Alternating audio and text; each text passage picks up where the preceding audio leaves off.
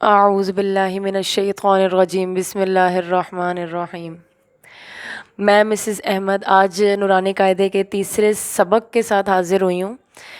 پہلی دو ویڈیوز میں آپ کو حرف کی پہچان اور حرف کی آواز نکالنے کا طریقہ، حرف کی الگ الگ مطلب جس طریقے سے آواز نکالنی ہے، کوئی کہاں سے نکالنی ہے، کوئی تالو سے، کوئی حلق سے، اس طریقے سے آواز نکالنے کا میں نے طریقہ بتایا تھا اور اس کی پہچان بتائی تھی۔ ٹھیک ہو گیا۔ آج کی تیسری ویڈیو میں حرف کے اوپر موجود علامت کو کس طریقے سے ادا کیا جاتا ہے وہ بتانے کے لیے یہ اگلی ویڈیو بنائی جا رہی ہے، تاکہ آپ جب قرآن پاک میں کسی بھی حرف کے اوپر علامت دیکھتے ہو تو اس صورت میں آپ کو لفظ ادا کرنے میں مشکل نہ پیش آئے۔ ٹھیک ہے؟ تو مزید آپ کا سبق سٹارٹ کرنے سے پہلے میں چاہتی ہوں کہ جن لوگوں نے ہمارا چینل اب دیکھنا شروع کیا ہے، جو ہمارے نیو ویورز ہیں، تو وہ ہمارا چینل سبسکرائب کر لیں، بیل آئیکن کو ضرور کلک کیجئے تاکہ آنے والے نئے سبق کو آپ سکپ نہ کر سکیں۔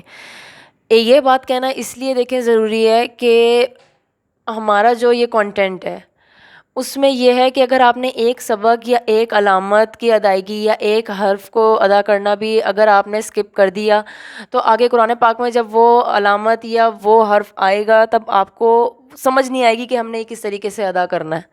تو پھر انسان وہیں پہ کنفیوز ہو جاتا ہے کہ ہم نے یہ لفظ کس طریقے سے ادا کرنا ہے یا اس لفظ کی آواز کیسے نکلے گی، اس طرح کا نا مسائل آ جاتے ہیں۔ تو ہم چاہتے ہیں کہ اس طرح کے مسائل نہ آئیں، آپ قرآن پاک کو بآسانی رواں پڑھ سکیں۔ ٹھیک ہے؟ تو پہلی علامت جو ہمارے ساتھ ہے وہ ہمارے سامنے ہے مد کی۔ ٹھیک ہے؟ ہمارے پاس پہلا ورڈ کیا ہے؟ پہلا لفظ ہے ہمارے پاس الف کا۔ یہ الف کو اسی لیے الف پڑھا جا رہا ہے کیونکہ اس کے اوپر یا نیچے کسی قسم کی کوئی علامت نہیں ہے، اسی لیے الف کو بالکل سادہ الف پڑھا جائے گا۔ اگلا ہمارے پاس لفظ کیا ہے؟ اگلا ہمارے پاس لفظ ہے لام۔ لام کے اوپر ہمیں کون سی علامت نظر آ رہی ہے؟ اس علامت کو کہتے ہیں مد۔ اس علامت کا کیا نام ہے؟ مد۔ اور اس علامت کو ادا کیسے کرتے ہیں؟ ایک الف کی مقدار سے زیادہ کھینچنا، زیادہ لفظ کو لمبا کرنا، ایک الف کی مقدار سے تھوڑا زیادہ۔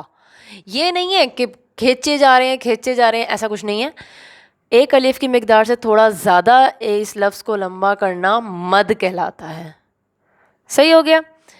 اب جس طرح الف کے اوپر کچھ نہیں ہے تو الف کو ہم ایسے ہی پڑھیں گے، الف لام۔ ٹھیک ہے؟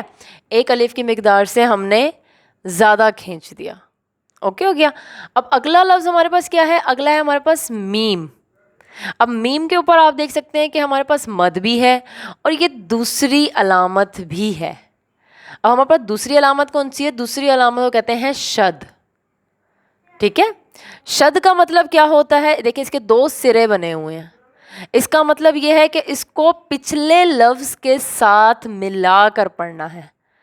ٹھیک ہے؟ اب میم کا پچھلا لفظ ہمارے پاس کیا ہے؟ ہمارے پاس ہے لام۔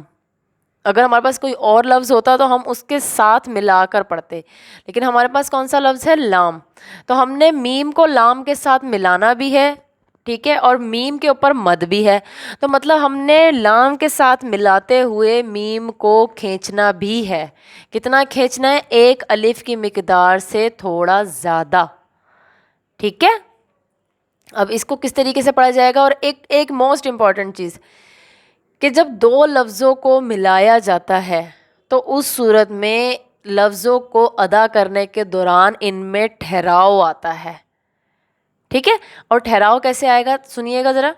الف لام میم۔ صحیح؟ دیکھیں ہم نے لام کو کھینچا، پھر ہم نے میم کو اس کے ساتھ ملایا، درمیان میں ذرا سا ٹھہراؤ آیا، پھر آگے میم پر آئی مد، تو ہم نے میم کو ایک الف کی مقدار سے تھوڑا زیادہ کھینچا، پھر یہ لفظ مکمل ہو گیا۔ صحیح ہے؟ اب ہمارے پاس اگلا لفظ کیا ہے؟ یہ دیکھیں اگلا لفظ ہمارے پاس، اب یہ دیکھیں ہم نے آدھا لفظ تو ہمیں آ گیا سمجھ کہ الف ہے، لام کے اوپر مد ہے، میم کے اوپر شد بھی ہے، مد بھی ہے، مطلب ہم نے میم کو لام کے ساتھ ملا کر کھینچنا بھی ہے اور ہمیں ان دونوں کے درمیان ٹھہراؤ بھی لانا. اتنا لفظ تو ہم نے یہاں ادا کر لیا تھا. اوکے.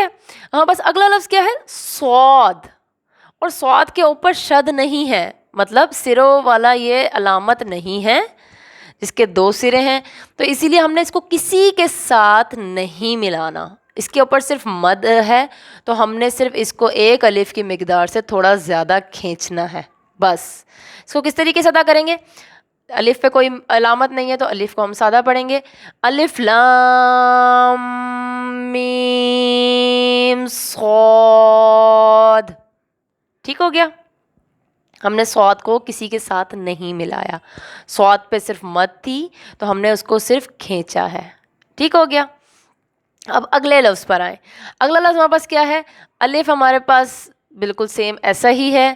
پھر لام پر آ گئی مد. لام کو بھی ہمیں پتہ لگ گیا کہ ہم نے لام کو پر مد کا مطلب کیا ہے، ہم نے لام کو کتنا کھینچنا ہے. اب ہمارے پاس ہے نئی علامت. نئی علامت دیکھیں کون سی ہے؟ ہمارے پاس ہے کھڑی زبر. کھڑی زبر اور کس حرف پر ہے؟ را پہ. ٹھیک ہے. کھڑی زبر دیکھیں اب یہ کیا بنا ہوا ہے؟ الف بنا ہوا ہے نا. یہ الف اور یہ الف مشابہت رکھتے ہیں، صحیح.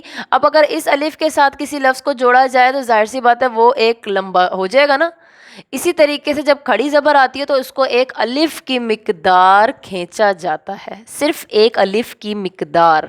مد کو ہم نے کھینچا تھا ایک الف کی مقدار سے تھوڑا زیادہ، اور کھڑی زبر کو ہم کھینچیں گے صرف ایک الف کی مقدار. صحیح ہو گیا؟ اب ہم اس کو کس طریقے سے ادا کریں گے؟ الف لام را. بس اس سے زیادہ ہم نے اس کو نہیں کھینچنا. شد نہیں تھی اسی لیے ہم نے لفظوں کو نہیں ملایا. اب اگلا لفظ آئیں. اب اگلے لفظ میں ہمارے پاس دیکھیں جتنے لفظ ہیں، ہم نے الف بھی پڑھا ہوا ہے، لام پہ مد بھی پڑھا ہوا ہے، میم کے اوپر شد بھی ہے، مد بھی ہے. ہم نے میم کو لام کے ساتھ ملا کر میم پر مد بھی پڑھ لیا. اب ہمارے پاس کھڑی زبر یہاں الف لام میم کے ساتھ آ گیا ہے تو ہم نے اس کو کس طریقے سے ادا کریں گے؟ الف لام میم را. زیادہ نہیں کھینچنا. اب را کی آواز موٹی کیوں نکلی؟ دیکھیں را کے اوپر ایک دیکھیں کوئی سا بھی لفظ ہوتا ہے، حرف ہے، تو زبر یا پیش جب علامت آتی ہے تو اس کو موٹا کیا جاتا ہے. ٹھیک ہے.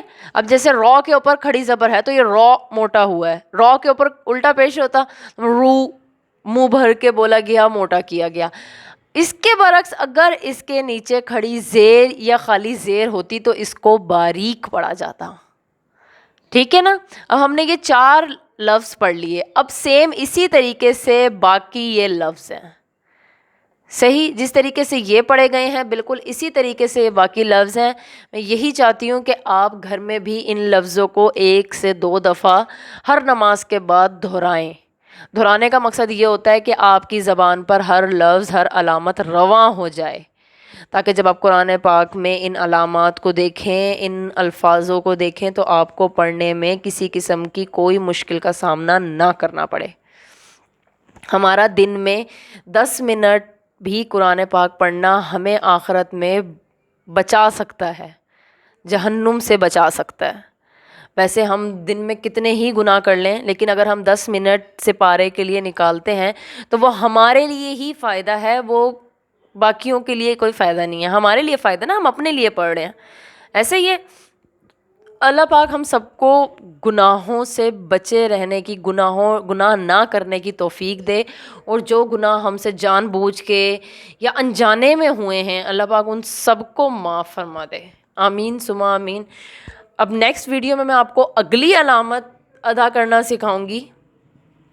اپنا اور اپنے گھر والوں کا خیال رکھیے گا. اللہ حافظ.